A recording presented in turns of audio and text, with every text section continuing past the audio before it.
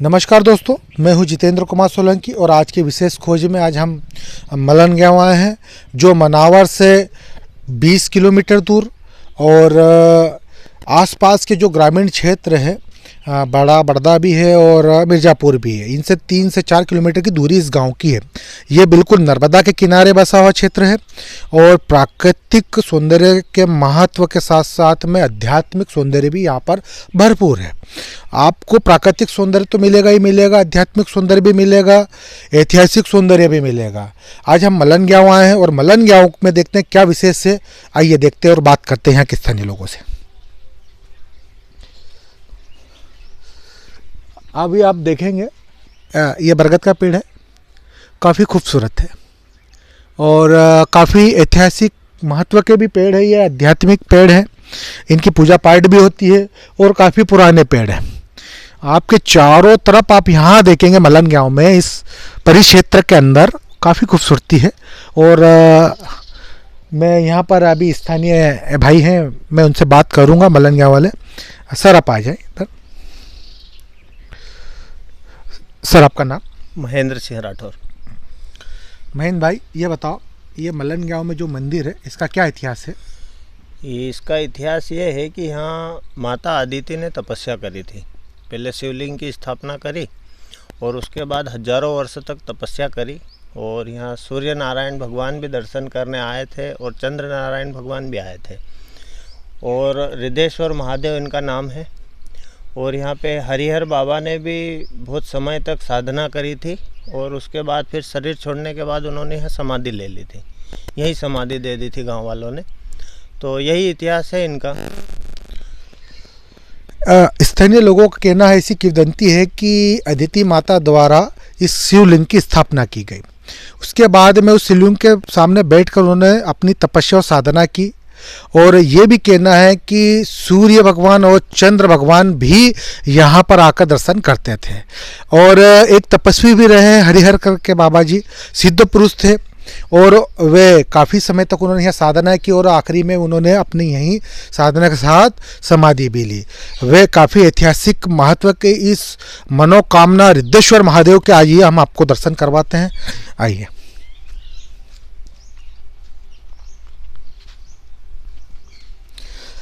चंद ही पलों में हम रिद्धेश्वर महादेव पहुंच जाएंगे। 25-30 कदम दूरी पर है मंदिर। चूँकि ग्रामीणों में कुछ थे दानदाता, एक भाई साहब ने शायद उनकी ऐसा आस्था रिद्धेश्वर महादेव में ज़्यादा थी और उनकी आस्था के कारण मंदिर को मॉडिफाई और नव निर्माण किया गया, जीर्णोद्धार किया गया था। चूँकि ऐसा बताया जाता है ग्रामीणों के द्वारा कि यहाँ पर कोई मंदिर था नहीं, यहाँ पर सिर्फ शिवलिंग थी।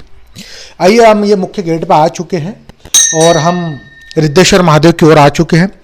अब आपको मैं बताऊंगा कि यहाँ पर जो रिद्धेश्वर महादेव है, ये जो ये नंदी महाराज है।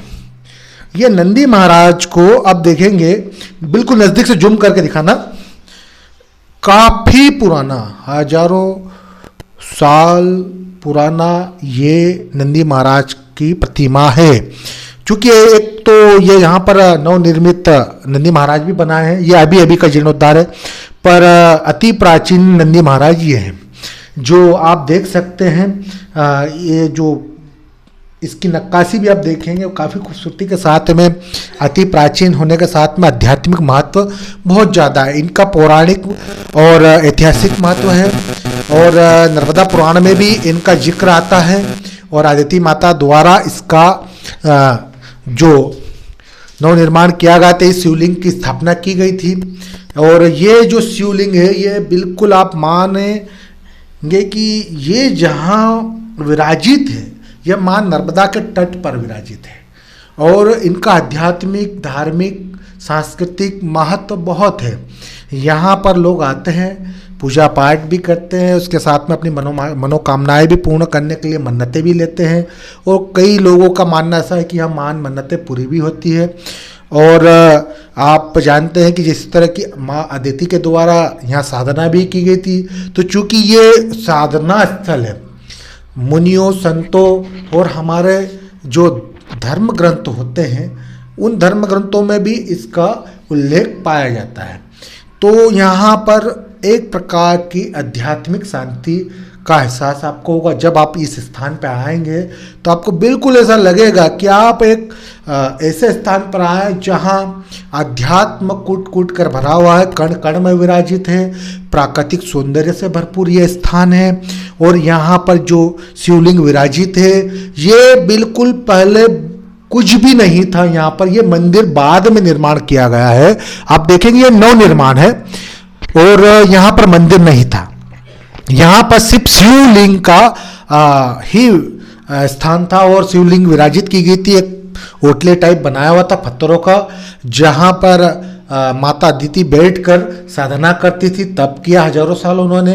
उसके बाद हर हर करके बाबा जी जो थे, हरिहर बाबा, वे भी यहाँ पर रहकर इस शिवलिंग के सामने बैठकर उन्होंने भी काफ़ी समय साधनाएं की। वे भी सिद्ध पुरुष थे। और मैं आपको ले कर चलूँगा अभी हरिहर बाबा जी की जो समाधि स्थल है, मैं वहाँ पर आपको ले कर चलूँगा। आप देखेंगे कि एक महान तपस्वी जो नर्मदा किनारे रहकर उन्होंने कई वर्षों तक साधना की, तपस्या की। ये जो देखेंगे आप, यहाँ पर बाबा जी की समाधि है।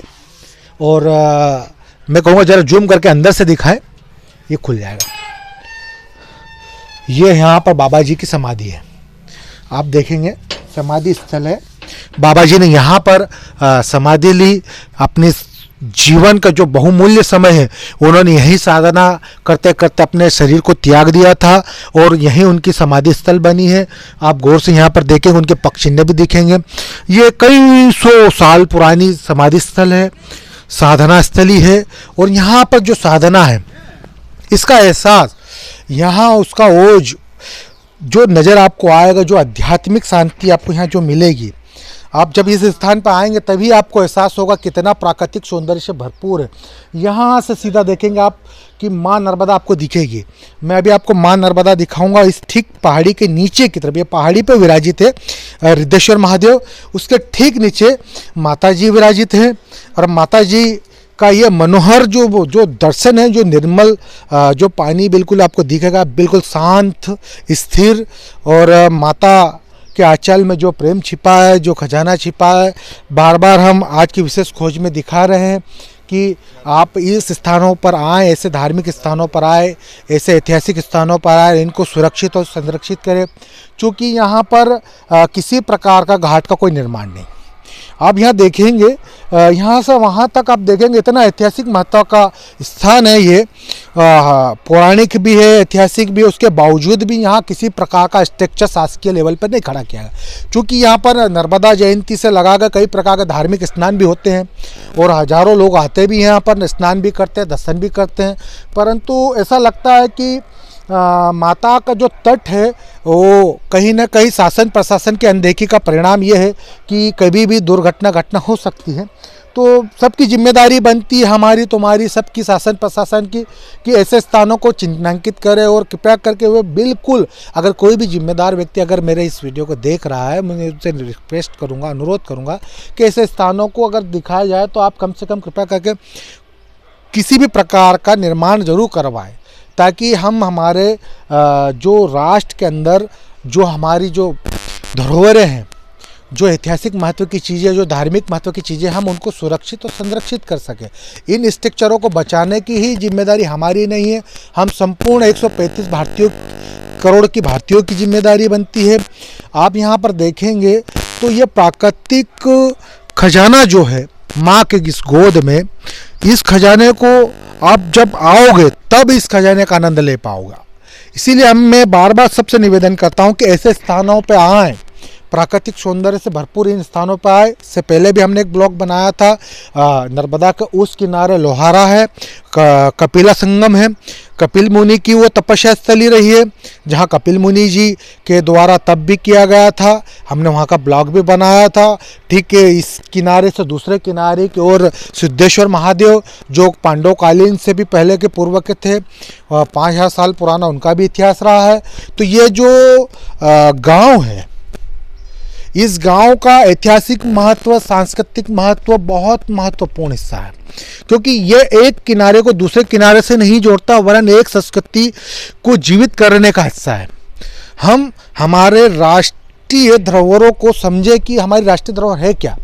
वो नहीं जो दिख रही है, वो तो है ही है, उसके अतिरिक्त जो अनछुए पहलू है, आज की विशेष खोज में हम अनछुए पहलुओं को सामने लाते हैं। ऐसे ऐतिहासिक पन्नों को हम खगोल रहे हैं, देख रहे हैं, ढूंढ रहे हैं, जिनका इतिहास में, पुराणों में, वैदिक संस्कृतियों में जिनका एक हिस्सा था, बड़ा महत्व था, बाकी आज कहीं ना कहीं अनदेखी का परिणाम गर्त पे जा रहा है वो हिस्सा। तो उसको हम वापस उजागर करके हम कहीं ना कहीं जीवित करने का प्रयास करें। एक छोटी सी पहल हमारी है, हम चाहते हैं कि आप भी इस छोटी सी पहल के हिस्सेदार बने, ज़्यादा से ज़्यादा ऐसे स्थानों में आए और ऐसे स्थानों में आकर आप ज़्यादा से ज़्यादा अपना योगदान दें, ज़्यादा से ज़्यादा लोगों को जगाएं, ज़्यादा से ज़्यादा इस वीडियो को शेयर करें, सब्सक्राइब करें, लाइक करें, कमेंट्स करें, ताकि हम इस वीडियो के माध्यम से ऐसे स्थानों को ज़्यादा से ज़्यादा चिन्हांकित करके आप तक ला सके। जय हिंद, जय भारत।